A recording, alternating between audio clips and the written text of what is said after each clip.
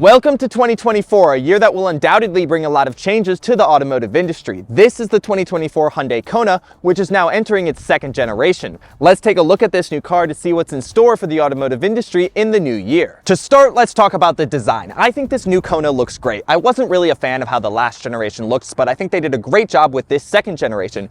It reminds me of that modern furniture trend where chairs and sofas look both like they could be in a science fiction movie, but are still inviting and comfortable looking. This new Kona is a little rounder around the edges, but it still has modern and futuristic design elements like this super thin light bar around back and around front. I especially love these DRLs around front. They remind me of a robot in WALL-E, but the general verdict is light bars are not going away in 2024. But it's not all rounded corners and thin light bars for the new Kona. There still are a fair amount of hard creases in the bodywork, which we've come to know Hyundai and Kia for, and a lot of plastic cladding. I do think this car would look a lot better without this plastic cladding, but then how would anyone know it's a crossover? Under the hood, there are a few different powertrain options. There's an all-electric one with 261 miles of range, and it also solves my issue with this car's plastic cladding. There's also a base 2-liter 4-cylinder that makes 147 horsepower, and then there's this 1.6-liter turbocharged 4-cylinder that makes 190 horsepower and comes on the Kona N-Line and Limited. This car is a Limited. But that does mean that there are no hybrids, no plug-in hybrids, and it doesn't sound like there's going to be a Kona N for this second generation, at least not with a gasoline engine.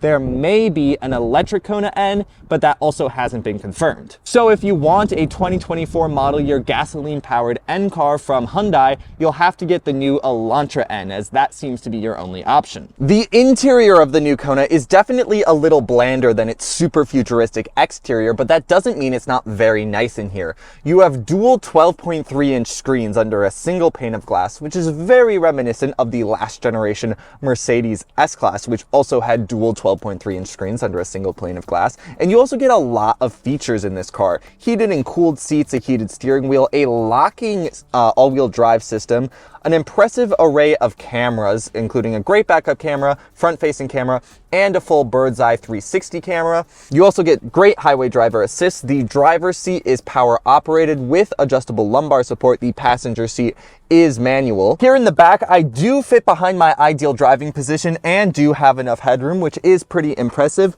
We have an armrest that folds down to reveal a pair of cup holders, and there are dual USB-C charging outlets, but that is about it in terms of creature comforts. There is only one map pocket on the back of the front passenger seat. We do get air vents back here and obviously automatic windows and things like that. But there are no heated seats, no cooled seats, but that's kind of to be expected in this class. It is cool that I can, at 6'2", fit behind my ideal driving position, and it's rather comfortable back here. These seats also do recline a little bit, so that you can get a little more comfortable in the back of this Kona. Driving the 2024 Hyundai Kona. So this, again, has the upgraded 1.6-liter turbocharged 4-cylinder. And while it definitely sounds like a 4-cylinder, it has plenty of power for this size of car, and it is a pretty zippy powertrain. It does take a minute for the engine to build revs and for you to receive all the power that it produces. But once it does downshift and figure itself out, then it does deliver an adequate amount of power for this car. The main downside of this powertrain that I have noticed is the fuel economy. I took this car on a roughly 500-mile round-trip road trip, and I averaged 28.4 mpg on the freeway going 80 miles an hour, which for a subcompact crossover isn't great. Hyundai doesn't offer this car as a hybrid, which I think would really fit this car's aesthetic and really help it achieve the stellar fuel economy of some of its competitors, like the Toyota Corolla Cross Hybrid. You can get an all-electric version of the Kona, but if you are not ready to go EV, there is only all gas options. And I also noticed that this engine, this 1.6-liter turbocharged 4-cylinder, doesn't have stop start. So if you're in a lot of congestion like there is in Los Angeles all the time, when you come to a stop, the engine doesn't turn off, so you don't even get that fuel economy benefit either. But the engine is very functional for this car. It really does deliver a nice amount of power, and that really does describe also the rest of this cabin. There is great full screen wireless Apple CarPlay and Android Auto. You also have a fully digital instrument cluster, which is really crisp and clear. And then everything else is a physical button, which makes controlling it very easy. You have heated and cooled seats, a heated steering wheel. All of your other climate controls are physical buttons. You have a physical volume knob and tuning knob. So everything you would want is very accessible and very intuitive. And then you have your beautiful 12.3-inch screen that does CarPlay, which is very nice. The only real departure of normal controls in this car's interior is the gear selector, which is on the column, and it's on the lower half of the column, but it's very intuitive once you get used to it. You just push forward or up for drive, down for reverse, and press in for park. And it works really easily. In terms of other driving dynamics, the Kona is very comfortable. I love these seats, super supportive, a lot of lumbar support, which is automatic on the driver's seat. It is manual on the passenger. There's no lumbar, but the controls are manual on the passenger.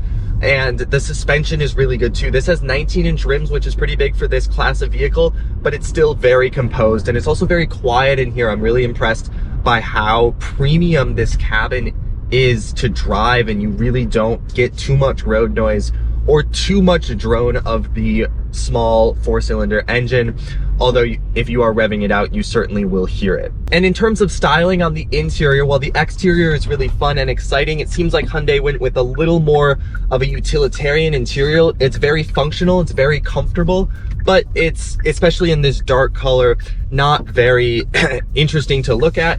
But on this size of car in a subcompact crossover, what you're looking for is comfort and functionality, and this car definitely has it. So that's the 2024 Hyundai Kona. I think this is a great little car. It looks amazing, has plenty of power, and all of the features you would want.